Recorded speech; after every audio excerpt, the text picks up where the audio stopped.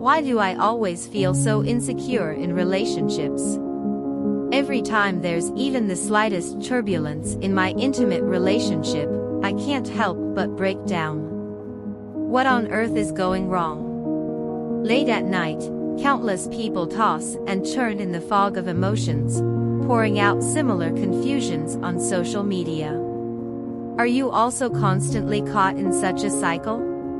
You desperately long for a stable relationship, yet somehow always manage to mess things up. When your partner is even slightly cold, you can't control your anxiety and may even become hysterical. In fact, these recurring love dilemmas were sown as seeds in childhood, that is the attachment style, which, like an invisible thread, guides every choice and reaction we have in intimate relationships. Psychological research shows that the way we interact with our primary caregivers, usually parents, during childhood shapes our internal attachment style. This style acts like a psychological filter, influencing our perception of love, our expectations, and our behavior in relationships. In the field of psychology, attachment styles are mainly divided into 4 categories: secure, anxious, avoidant, and disorganized, and each type exhibits a unique behavioral pattern in love. People with a secure attachment style tend to be confident and composed in relationships. They are like warm little suns, able to accept their partners, love calmly, and express their own emotions without fear. Even when conflicts arise with their partners, they can communicate rationally, because deep down, they firmly believe that they are worthy of love, and that their partners won't leave easily. This sense of security stems from the timely responses and stable companionship provided by parents during childhood. For example, whenever a child cries, parents are always there to soothe them immediately. When a child explores the world, parents offer silent support from behind. Such interactions help children establish the belief that I am loved, and the world is a safe place.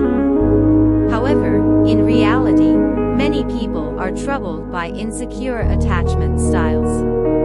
Those with an anxious attachment style often have a high demand tendencies in relationships. They have an almost obsessive craving for their partner's attention and responses. If a WeChat message isn't replied to within a few minutes, they start to overthink.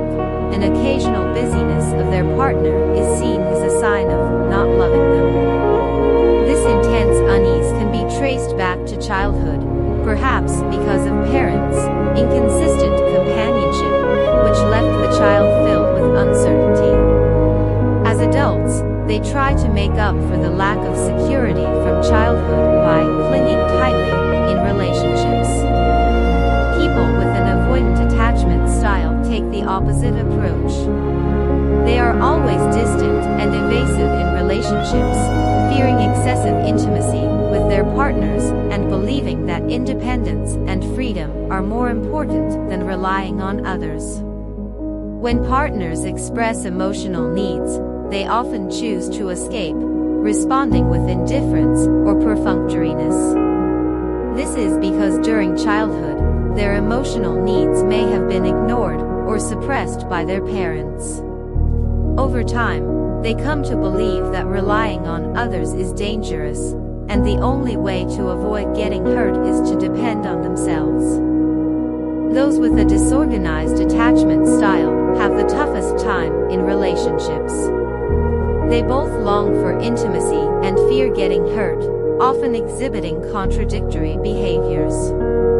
One moment they may be passionately clinging to their partners, and the next moment they suddenly become cold and distant. This contradiction stems from a chaotic upbringing environment in childhood, such as parents alternately spoiling them excessively and then being overly strict, preventing the child from establishing stable emotional expectations. Let's look at some real-life examples. Xiaoyu is a typical person with an anxious attachment style.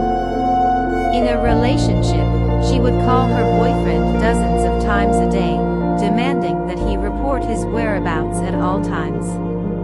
If she couldn't reach him, she would fall into extreme anxiety, and even go to his company to check up on him. Eventually, her boyfriend couldn't take it anymore and broke up with her. Upon further investigation, it was found that during Xiaoyu's childhood, her mother, due to work busyness, always perfunctorily dealt with her needs, which led Xiaoyu to subconsciously form the belief that, if I don't hold on tightly, I will lose love. And Akai has an avoidant attachment style. He has been in several relationships, but every time the relationship started to progress, he would take the initiative to break up. He felt that intimate relationships were restrictive, and when his girlfriends expressed love or dependence, he would instead feel annoyed. It turned out that Akai's father was an extremely strict man, who taught him from a young age that men don't shed tears easily, suppressing his emotional expression. As a result, he grew up finding it difficult to trust others and accept love openly. Understanding your own attachment style is the first step to breaking free from love dilemmas. You can conduct a preliminary self-assessment through the following questions. Do you fall into intense anxiety when your partner can't respond to you in a timely manner? Do you feel uncomfortable or even want to escape when faced with your partner's intimate gestures? When conflicts occur, do you prefer to communicate actively or choose the silent treatment? These details of daily interactions hold the key to your attachment style. Once you've identified your attachment type, you have a direction for change. For those with an anxious attachment style, the first step is to learn self-soothe. When feelings of unease strike, try to calm down through meditation, exercise, or other means, and tell yourself that your partner's temporary busyness doesn't mean they don't love you. At the same time, gradually build your own social circle and hobbies to reduce excessive dependence on your partner. Those with an avoidant attachment style need to bravely confront their inner fears and start with small emotional expressions to gradually learn to trust others. For example, try sharing your day with your partner, even if it's just small, trivial matters. Those with a disorganized attachment style require more systematic psychological adjustment.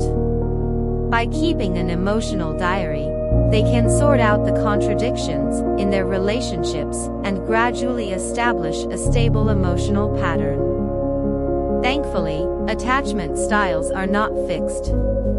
A great deal of psychological research has confirmed that through conscious self-awareness and proactive changes, those with insecure attachment styles can definitely transform into the secure type.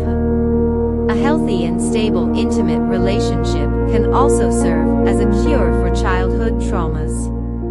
When you meet a partner who offers you full understanding and tolerance, through continuous positive interactions, those former feelings of unease and fear will gradually fade away. Dear readers, love is a journey of self-growth, and the attachment style is the map in our hands. Only by understanding it, accepting it, and changing it can we find the path to happiness. If you have any confusion during the self-assessment process, or would like to share your own emotional stories, you're welcome to leave a comment. And don't forget to subscribe.